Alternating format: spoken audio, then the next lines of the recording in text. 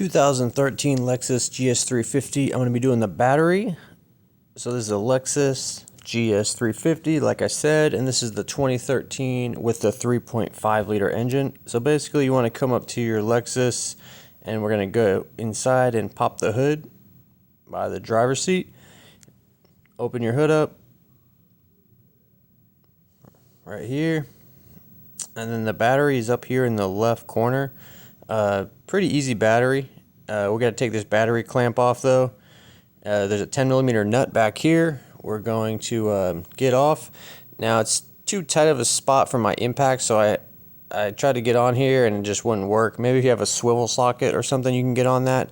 So I just switched to my ratchet, and I'm gonna go with my ratchet. So get the 10mm nut off, try not to drop it, and then we're gonna set it somewhere safe after we get it off.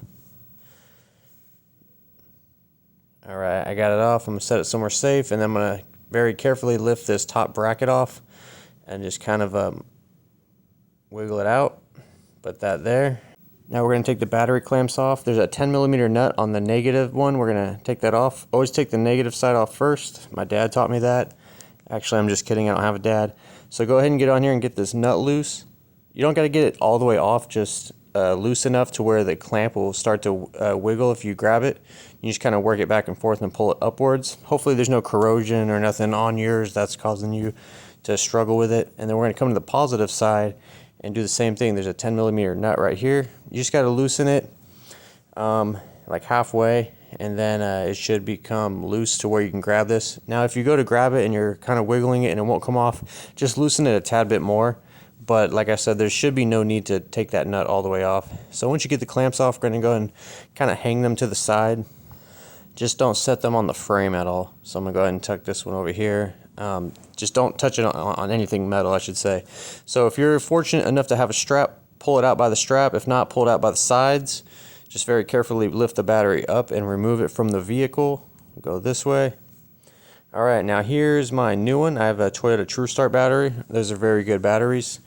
And here's my old one right here. Just match up your battery with the old one. Make sure the size is the same. The terminals are on the same side in the exact spot. So here's my label from my old one, and here's the label from the new one.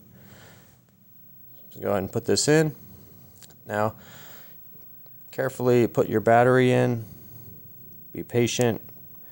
And then once you get it in, first thing you want to do is try to put the battery clamp on. And the reason why you want to do this first is because your battery may be too tall or too short. So my previous one was a short battery, so I had to use this spacer. But now the spacer's making it to where this battery won't be able to be strapped down. So I had to take the spacer out, and I'll put this battery in right here.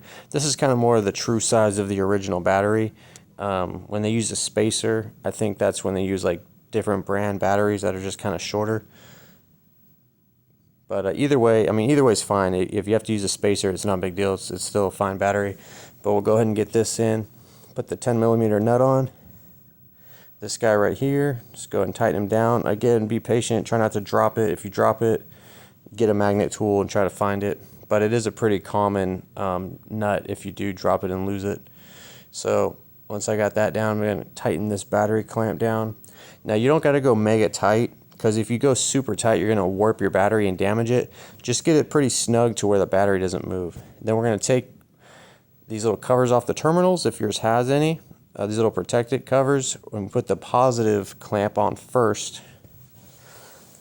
And the negative one will go on last. So right now we're going to put the positive one on. Just kind of put it right onto the terminal. Try to get it as low as you can on there, because sometimes people put it too high up and it wiggles off over time and causes issues. And then we'll go ahead and tighten this 10mm nut down once the clamp is on pretty good. You don't got to go crazy tight on the nut, just like I'd say snug plus a quarter turn, because if you do it too tight you could damage your clamp or the battery itself.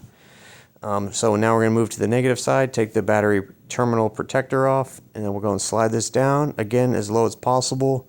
And then we're just going to tighten this nut right here. And again, I'm just doing snug plus like a quarter turn on this battery clamp nut. I'm not trying to Hulk Hogan it down to like break it. And that's pretty much it, guys. So we got your clamp on, we got these other clamps on, the bracket is holding the battery in place. If you want to put some protectant on the terminals, I recommend Seal Glide. It's kind of like a grease, but you could also use it to put on your terminals to protect it from corrosion. For some reason, the positive terminals on Toyotas always get corroded really bad. So I put a little bit of this on.